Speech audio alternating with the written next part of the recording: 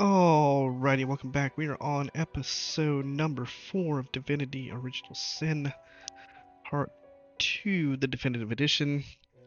So last episode, we continued exploring the character creator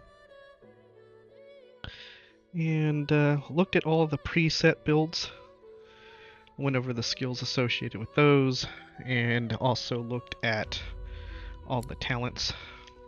So now I'm at a point where I need to figure out what I want to do.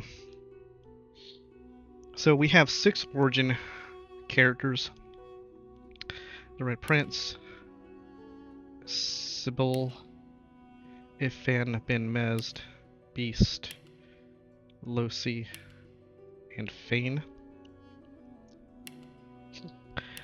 So we can play these characters, but I don't know how that would affect the game. Like, obviously if you play one, you can't recruit them.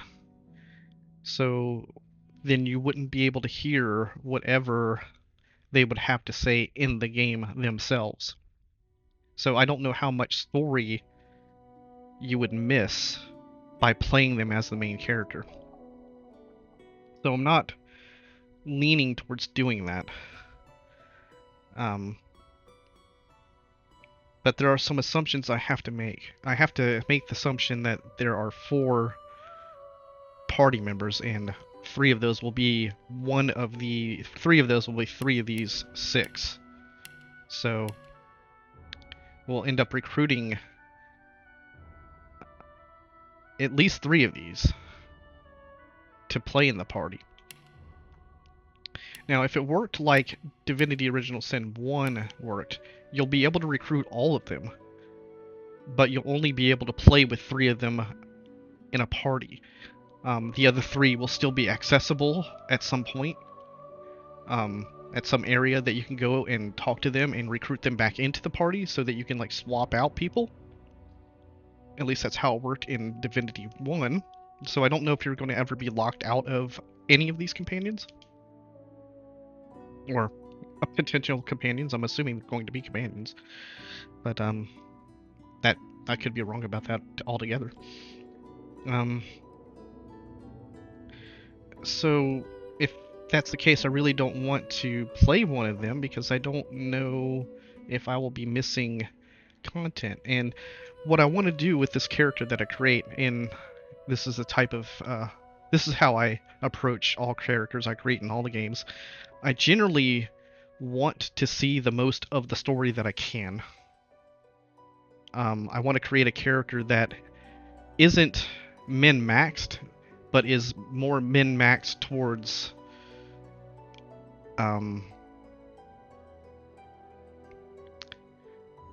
not towards damage and just complete best combat outcome, but more of quality of life. What makes things easier for me in the game,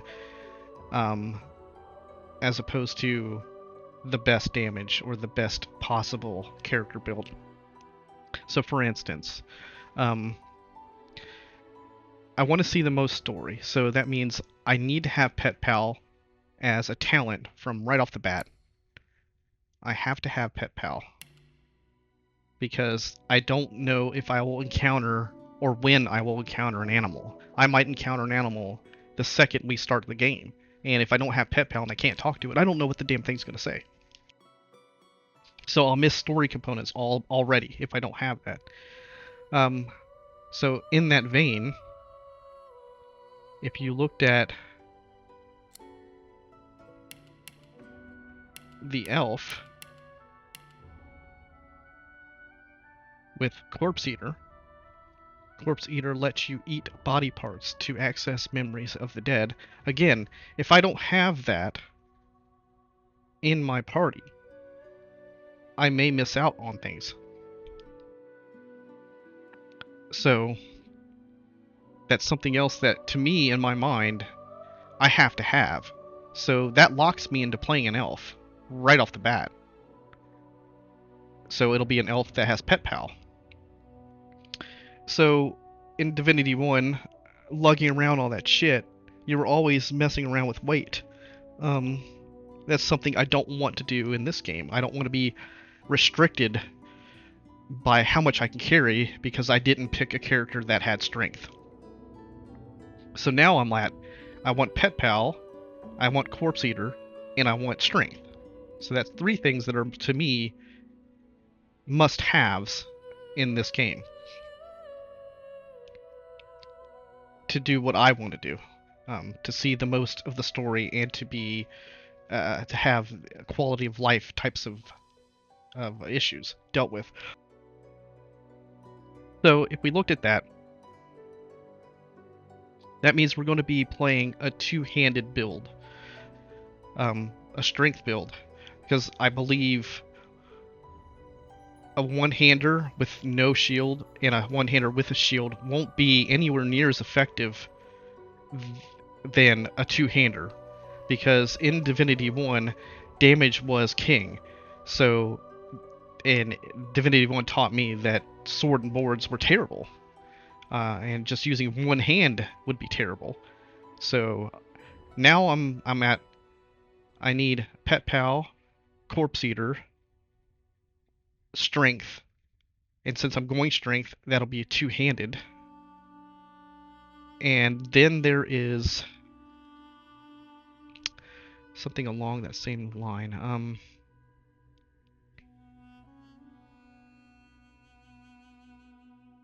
I just forgot what I was going to say. There's something in that vein, but maybe it'll pop up again. So I'm leaning towards a 2-handed fighter.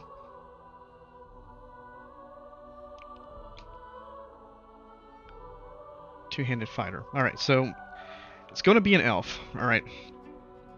So we're going to get Flesh Sacrifice, which is a bonus.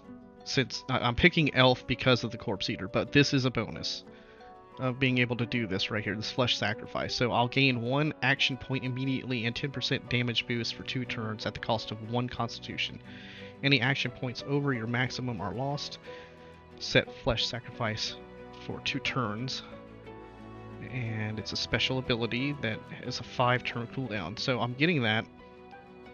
This I won't be able to use until I figure out how this source point mechanic works. Maybe I can use it right off the bat, I don't know. I'm not sure how that works yet. The downside of picking the elf is this. Ancestral Knowledge gives you +1 Lore Master. I don't particularly care for that.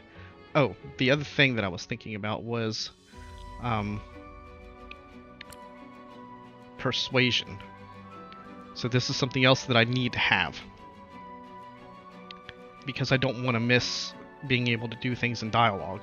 And Persuasion, if you don't have a higher enough Persuasion, you probably will miss stuff. So that's the other component. So, yeah. So, in Divinity 1, it didn't matter which preset you picked. The only thing that preset did for you was determine your starting weapon, and it's probably works the same way, because I can edit all these. I can pick which and edit all these and still have the same, and pick whatever I want, but I will probably get whatever weapon is associated with it. So if we go back to the presets, let's find a 2-handed weapon, not a staff, a melee weapon, because we're going into strength. Inquisitor. Now here's a possibility. So Inquisitor gives you a mace.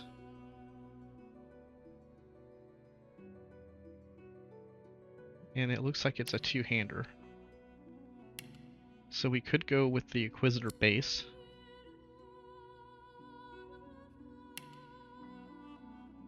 I don't know if the armor that we're looking at has any impact on it all. Like, do you start out looking like that? I don't know, you might. So it looks like I can go Inquisitor. That would give us a two-handed mace. We can go Knight, and that would give us a two-handed sword, it looks like. Metamorph looks like a two-handed spear.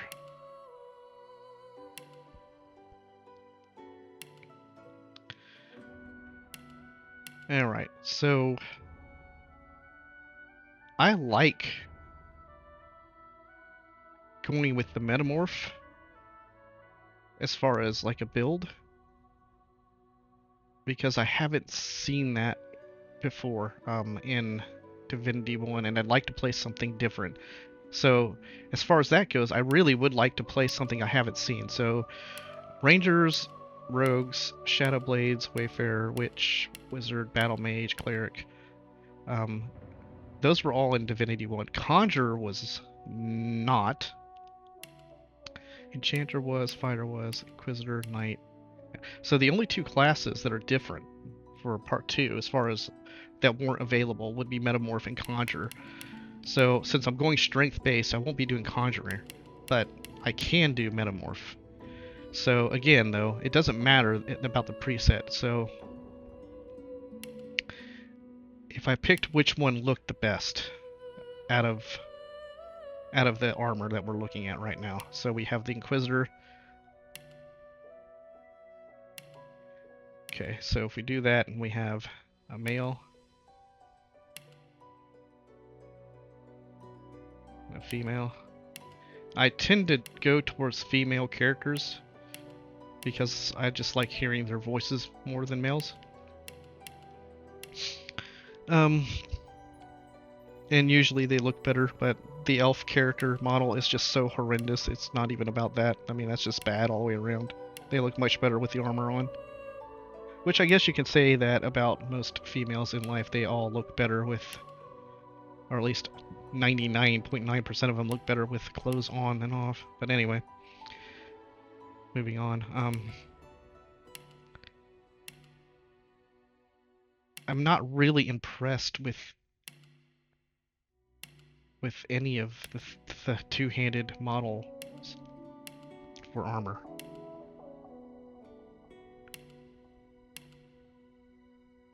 I'm just not really. So, and I don't like this like stooped over look here. I don't know why they did it this way. Alright, so if I had to pick between the three, you.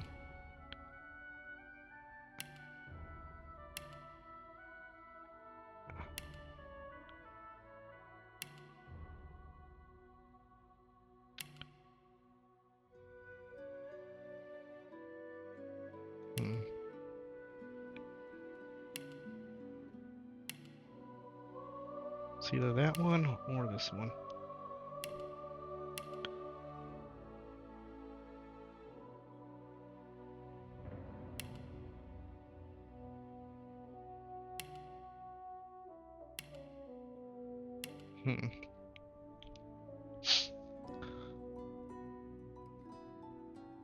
Yeah, I don't know. They're equally bad, in my opinion. This one's a little more colorful.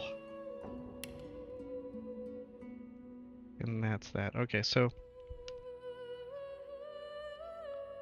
Alright, I think we'll pick the Inquisitor base, and then we'll hollow it out from there. Alright, so first thing, a name here. Adelia. Adelia, huh? I don't know what to call her.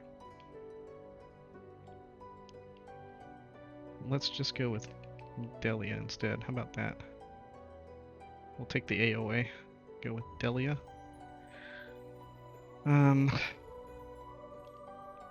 Delia? Is it really an Elvish name, though? I mean, Elvish names are kind of weird, though, in books.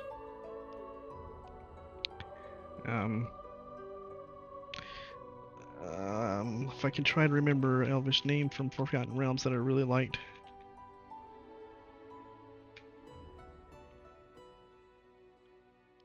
don't know if I can remember some. Most of them were dark elves, though. Almost all of them were drow.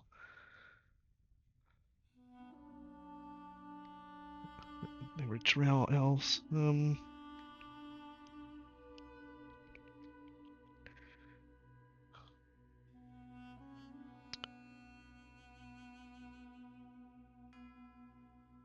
see.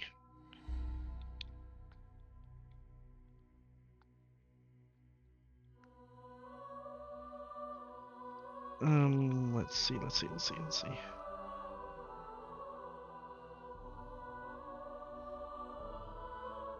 Usually they were just called matron, Barney, matra. Hmm.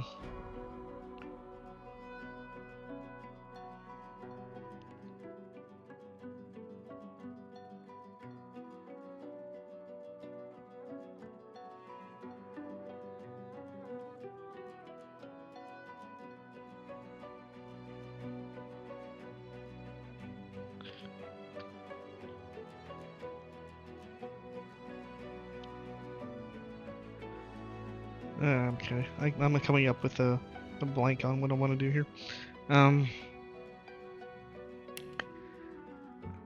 Let's see. Alright, we'll stick with Delia, I guess.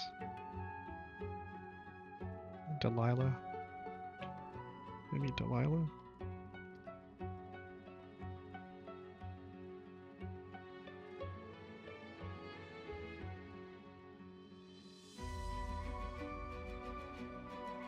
So maybe Delilah instead? Delilah? Hmm.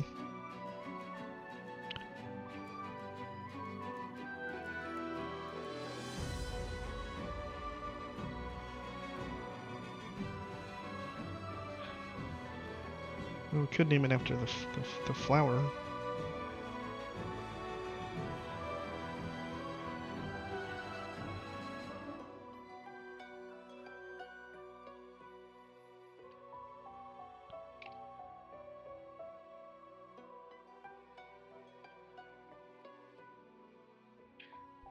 Hmm.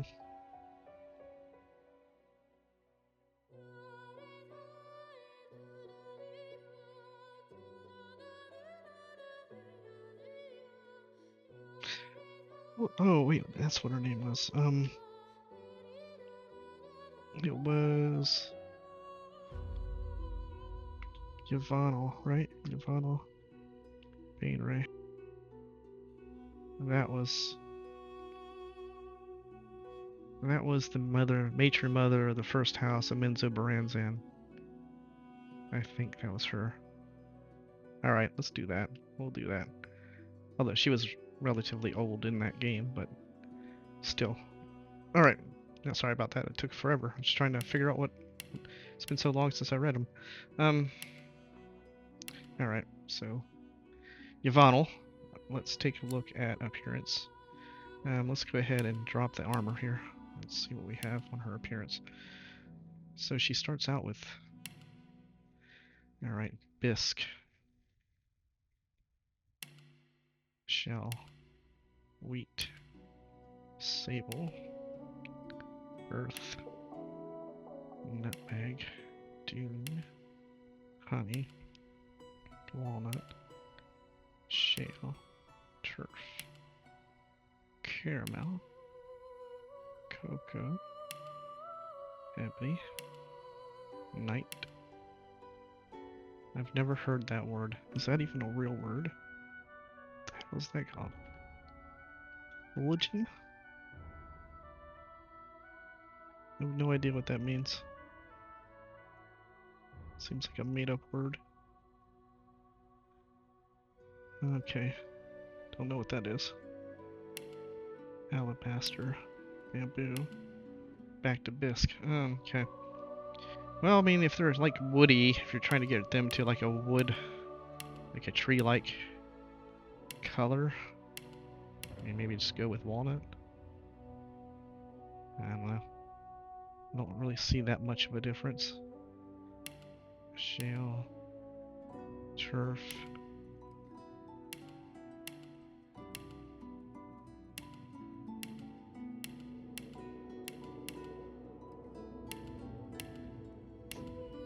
nutmeg, dune, honey, walnut.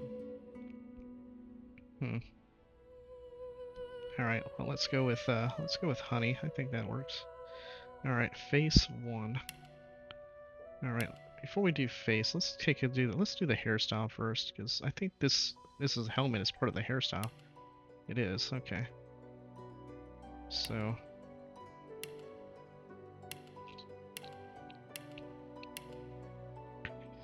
hairstyle.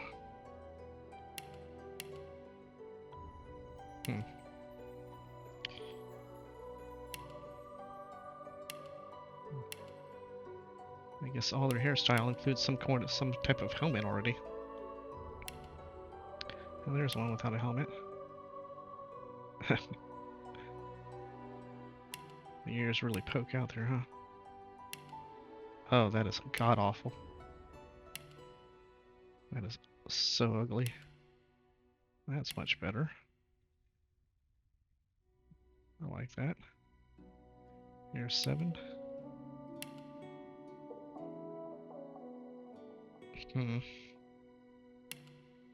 Ooh, what the hell is that? It's like antlers. We have here leaves. It's not too bad. That's not too bad at all, actually.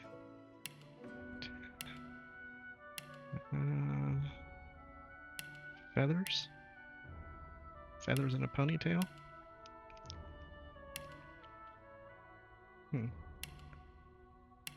No. Interesting. God, no. Alright. So I don't want to go with one that has a helmet because we already have helmets, so it's either that, no, so it's 5, no, possibly. I'm not really a fan of that one, nor that. I think this is probably the one I'll go with. I like that, that works. Alright, so now let's go look at the face. Is the tattoo associated with the face? It is, okay. Can I get in there? I can't get any closer. Boy, that's an angry looking face, isn't it? That's somewhat cute, but I don't like the tattoos. That's just man-hating elf right there. Ew, good lord. Ow. Oh, we can go with an old elf. Withered. Alright, face 6. Look at how the ears change too. They're like down. They changed the way the ears play out. So 6 versus 1. So let's see how the ears point way out more. And then 6, the ears kind of go down. Boy, that's one angry. Angry. Alright, nope. No. I'll go. It's a butterface, angry face. Alright, well shit, there's really only one option if you don't want the tattoo. Alright, I guess we're going with face 6. Alright, hair color. Bear. Elk. Coyote. Sparrow. Fox. Coxcomb. Coxcomb. Another word I'm not familiar with. Like Fulligan, or whatever that was. Fulligan. Coxcomb.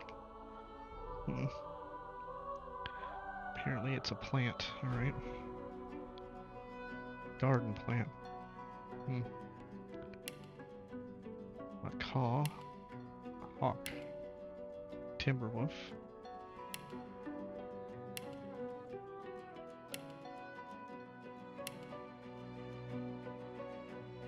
Kinda like Timberwolf.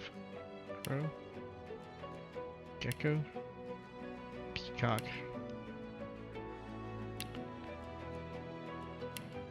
Peacock. Ice bear.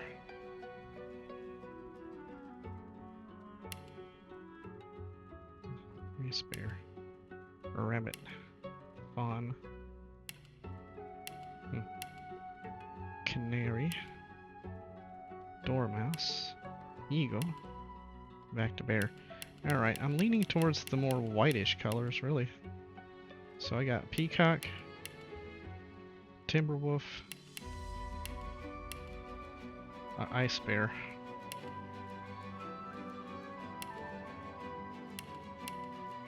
I think we'll go with peacock.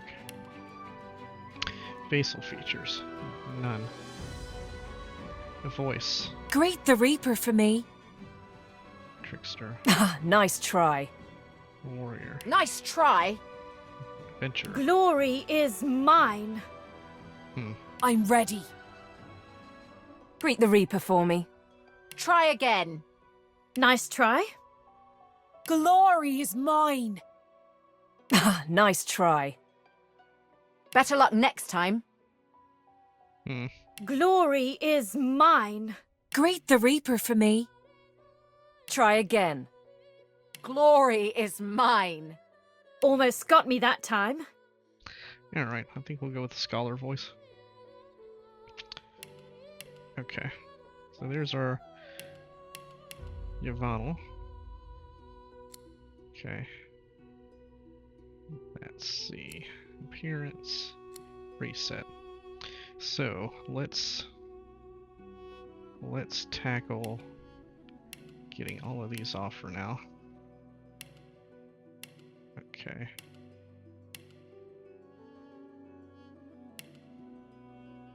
Take that off. Okay. Okay. Let's look at her talents. We need to have Pet Pal. So that's got to be Pet Pal. Okay. She automatically gets Lore Master. Okay, so I know I want Persuasion. Definitely want Persuasion. Okay. I know I want...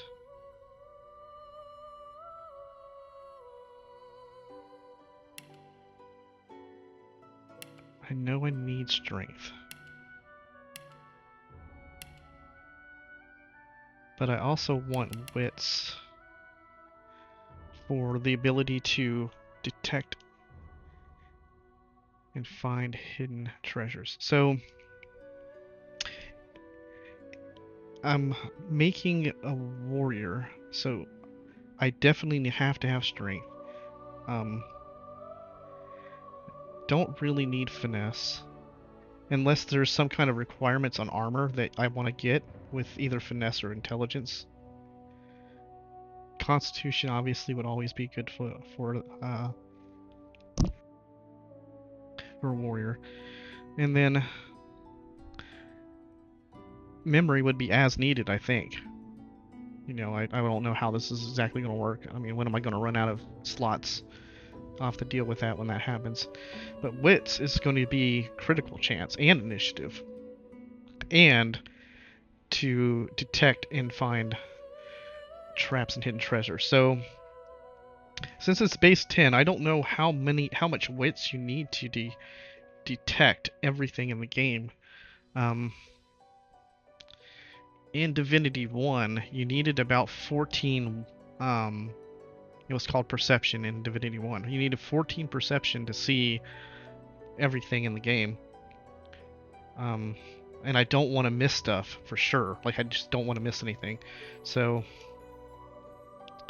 I'm leaning towards opening up with a lot of wits.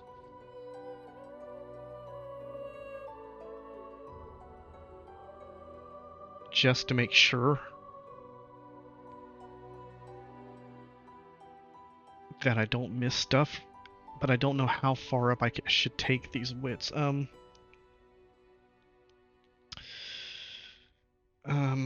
Fuck. Alright. And I am a warrior, so I still need to get the carry weight up again. So, Maybe split the difference.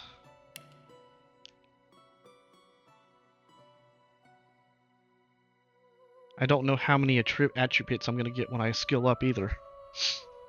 Hmm.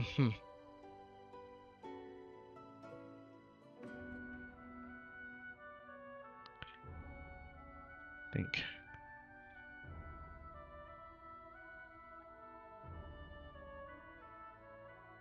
All right. Let's try to split the difference for now.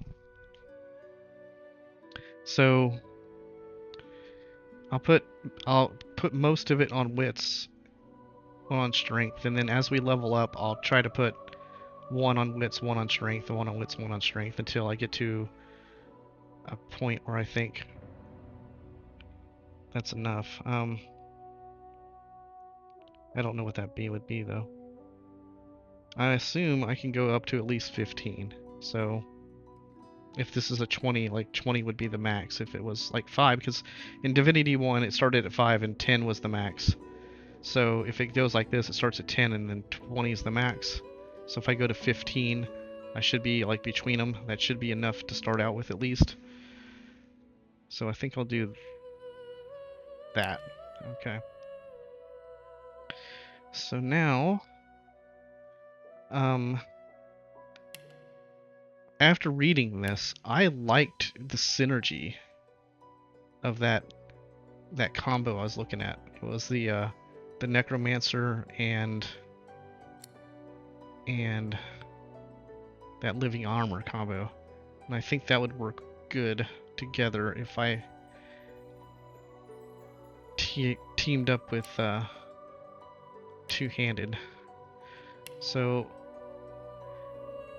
now as far as skills go, I don't believe it would be good to put the points in the two-hander when you can put the points into the warfare. Because A, you're still going to get the damage from the warfare, but the warfare is also going to open up the abilities that you can use. So I'm thinking of going warfare necromancer or warfare metamorph,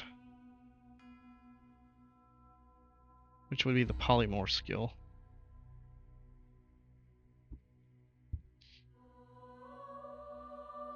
Because that polymorph skill, the one that said, I think it was Tentacle Lash, where you force them to lose a turn.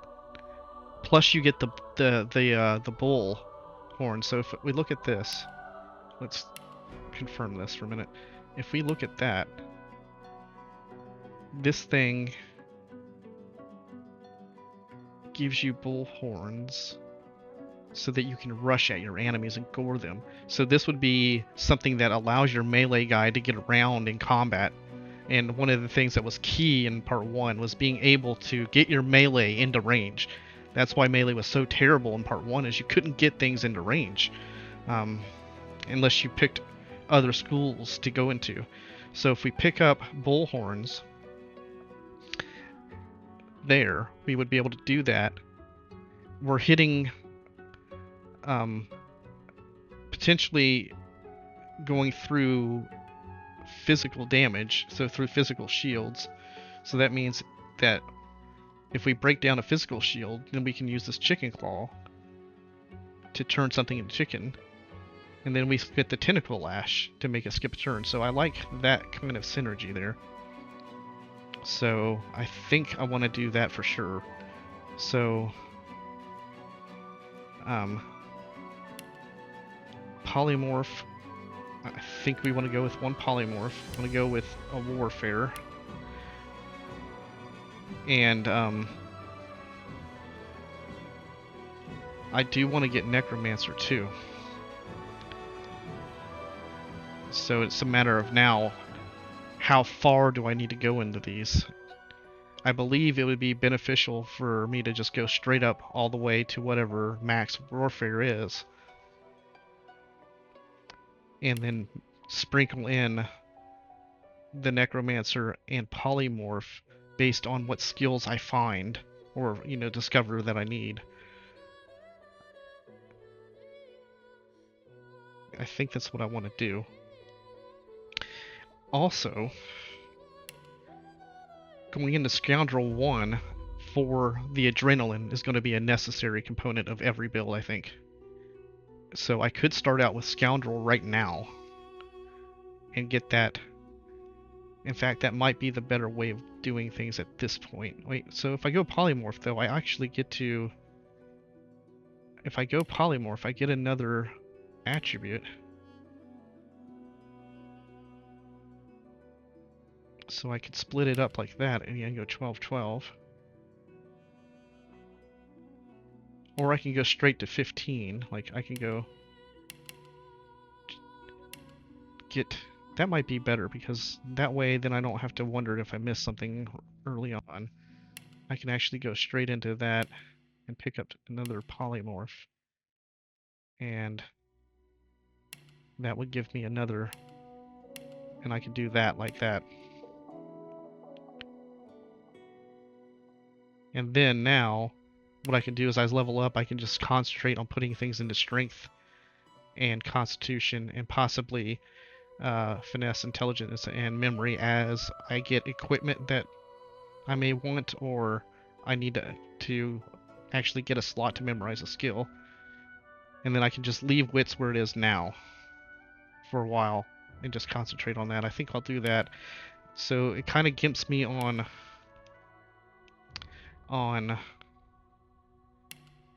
warfare, but hopefully there's not a whole lot of fighting that I have to do right on early on in the game. Yeah, I think that's what I'll do. I think I'll do that.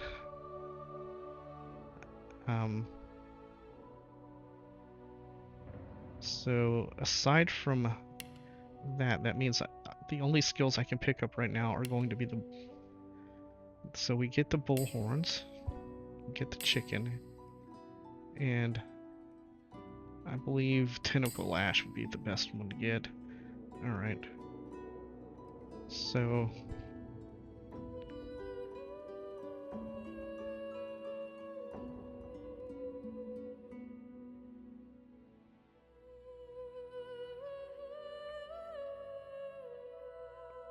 Okay.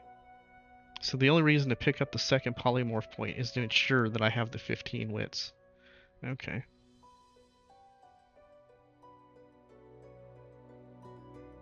Okay. And then I have... Okay. Alright, so... What this does is it gets me the 15 wits, so... I can detect the traps and hidden treasures. I get the elf for the corpse eater. I will eventually be spending into strength to be able to carry all the stuff around.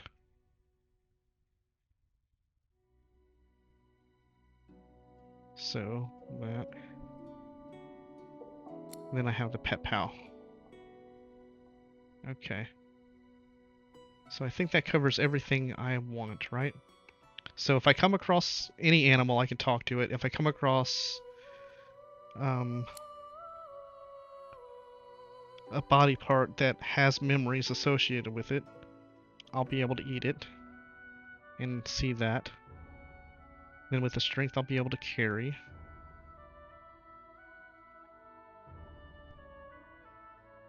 Okay, I think that's the way I want to go here. Alright, so now we go to tags.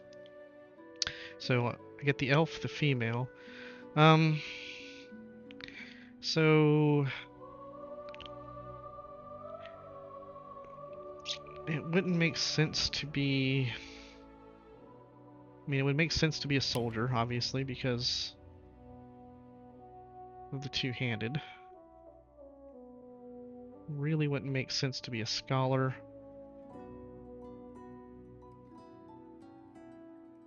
Or an outlaw. I mean, I guess it could be an outlaw, but I can't really see me being a noble elf. Or a jester. I mean, I guess you could be a jester elf. Barbarian, huh?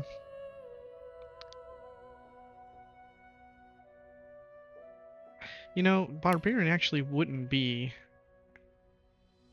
out of context. I mean, it is an elf. They're basically cannibals eating. So she's a barbarian soldier.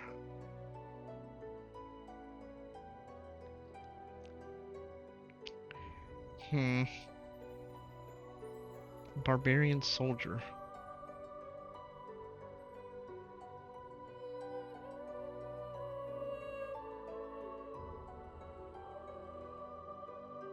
Okay, that seems like the most sensible combination as far as role-playing goes. Then we have this part, and I still don't know what this does.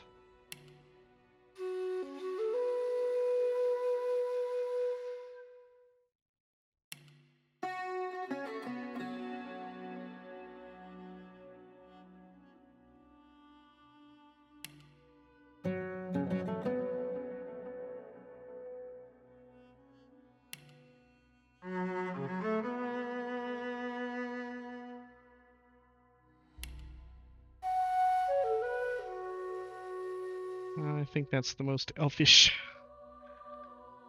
Alright, so Yavanel Bainray.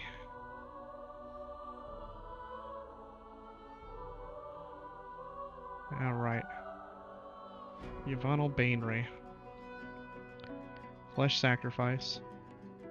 Dome of Protection. Corpse Eater. Ancestral Knowledge. Starting with Bullhorns, Chicken Claw, Tentacle Lash.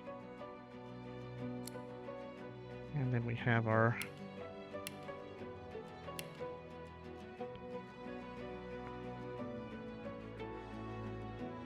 and look at our weapon there.